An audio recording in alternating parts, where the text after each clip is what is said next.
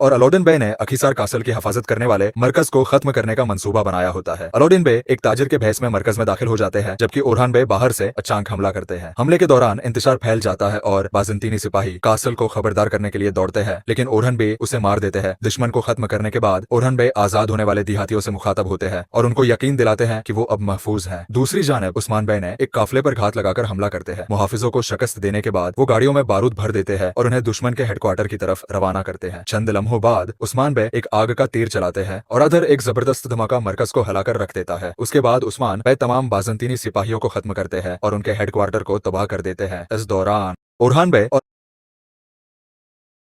तिकफुर अखीसार की हिफाजत का मंसूबा बना रहा होता है, जिस वक्त करासी बे वहां आ जाते हैं और उसे कहते हैं कि तुम अकेले उस्मान को नहीं रोक सकते। वो उसे एक साथ उस्मान को रोकने का मशूरा देते हैं, जिस पर लुकास राजी तो हो जाता है, लेकिन करासी पर वापस यकीन नहीं करता। दूसरी जानिब तिकफुर का कमांडर उस्मान बे के पास जाता है और उन्हें अखीसर पर हमला करने से बाज रहने को कहता है और हमले के नुकसानात के बारे में बताता है, जिस पर उस्मान बे इसे जवाब देते हुए कहते हैं कि अब तलवार मयान से निकाल चुके हैं और जाकर अपने मास्टर को बताओ कि अब अखीसर काइयो का होकर रहेगा। इसी दौरान सोफिया तिकफुर अखीसार की फातिमा खातून सोगुट के लोगों के लिए खाने की तैयारी में मसरूफ होती है कि पीछे से आवाज सुनाई देती है। जब वो तहकीक के लिए पीछे जाती है तो देखती है कि सोफिया मास्क पहने खड़ी है। खतरे को भनकते हुए फातिमा खातून सोफिया पर हमला करती है, लेकिन सोफिया चालाकी से हमला नाकाम बनाते हुए फातिमा खातून को काबू में ले लेती है। शिकस्त के बाद सोफिया फातिमा को एक कालीन में लिपट कर चुपके से सोगुट से बाहर ले जाती है। दूसरी तरफ यूसुफ बे और सारुका बे सोफिया और उसके सिपाहियों को रोकते हैं, लेकिन सोफिया के सिपाही अचानक इन पर हमला करके उन्हें कैदी बना लेते हैं और अपने साथ ले जाते हैं। इन वाक़ात से बेखबर उस्मान बे